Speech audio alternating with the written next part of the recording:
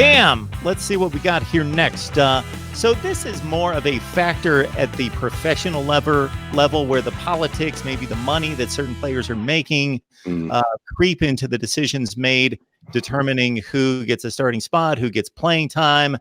Do you think that there was anything involved in regards to what's being discussed here by 863 Kane concerning the respect that he's giving Manny Diaz in making what he believes to be the right choice based on just sheer playing ability? Yeah, and I mean, in past years with quarterback battles, there's obviously been rumors that there were extraneous factors that he factored into what the decision was. Manny Diaz said, "Look, I'm about this. I'm about that life. I'm about this business. So the best player is going to play." And I agree with 863 Kane. Respect to Manny for doing that. I mean, it would be easy to lean on N'Kosi Perry, be like, oh, it's a safe choice. He was here. He's already started.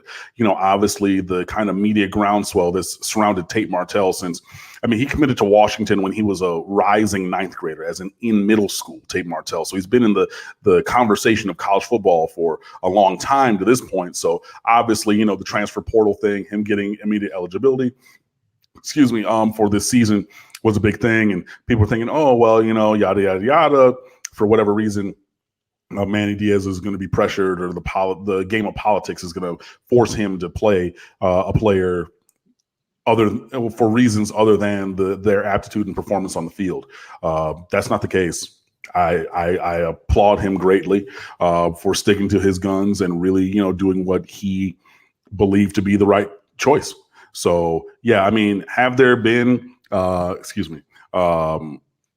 has politics been a factor in quarterback decisions previously at the University of Miami? Absolutely. Was it a factor in this one? I don't think so. Obviously, we'll have to see. But I really honestly believe that Jarren Williams went out there, was the most consistent and best option, and that's why he won the job. So just like 863 Kane says, yeah, salute to Manny for not playing politics and going with the best player. I saw somewhere in the chat a reference to the over-under for the game and the Vegas line, which is, I think, right around a touchdown to 7.5. Cam, what do you think are the main factors that have determined that point spread?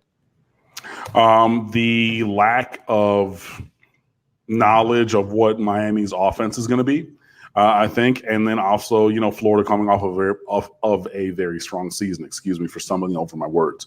As I look on VegasInsider.com right now, the line is Florida by a touchdown. The over-unders that I'm seeing are 47.5. So that's like a 28-21 or 28-20, 27-20, somewhere in there kind of a game they're looking at.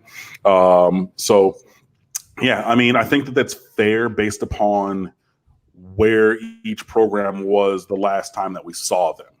Not in the spring, but in January or December. Miami obviously had an underwhelming performance in what ended up being Mark Richt's final game in the, what was that, Pinstripe Bowl or whatever that terrible bowl game was that we lost to Wisconsin by 1 million points. And then Florida won their bowl game against Michigan, even though Michigan didn't have all of their guys on defense or anything. They still went out there and won that game. So based upon that, heading into this season, it makes sense that that Florida would be favored in that game. Obviously, a 47.5 over under is relatively low, so you don't think it's going to be a huge kind of shootout. Clemson, Georgia Tech, there's a 60-point over under in that game.